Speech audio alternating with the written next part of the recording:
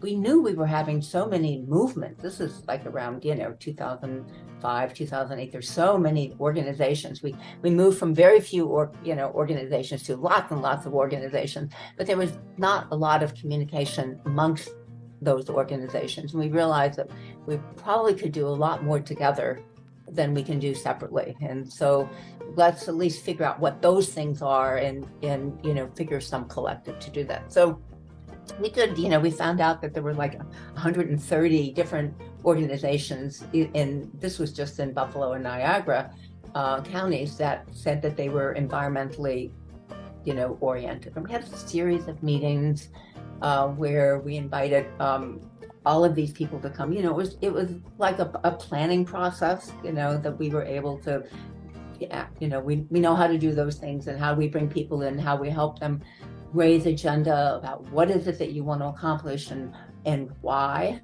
and decided that yes, indeed, we really did need this kind of an umbrella organization, because people realized that they really did not have contact with their peers. So it's really hard to think bioregionally when you and three other groups are doing kind of the same thing in your own communities, but if you got together, you could probably figure out how to help each other advance what you were doing.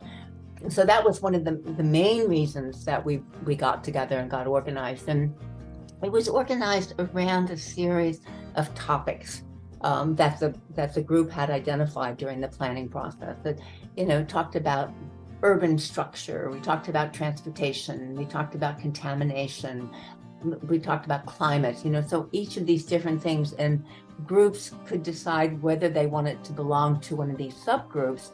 And those groups met every month, subgroups met every month. And during this early planning process, I can just give you a couple of examples, like the whole biking transportation, the whole biking movement in Buffalo was really reinforced by this collaboration of what was going on, finding all the groups, finding each other, and now going forward. And I think our biking culture is just amazing here.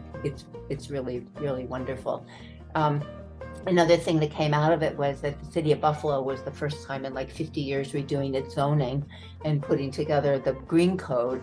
And members of our group were very active in getting issues like about local farming, how do we handle vacant lots, how do we deal with climate, so water issues and water, green infrastructure, all of these things got included in the green code, in part because of the participation of the different various members of the Western New York Environmental Alliance. So you can start to see how that kind of collaboration could really pull forward a lot of the expertise and experiences of people in the community, and I think it was very, very successful in that way.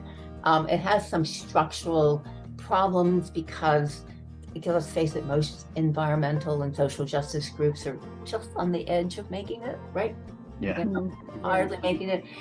Larger can feel like it's a conflict of interest, and this is one of the things that we've always had to deal with, is that how do we provide services without external funding, as a collaborative. Collaboratives are really difficult in that respect, because people are usually just pushed to their end to do their major mission.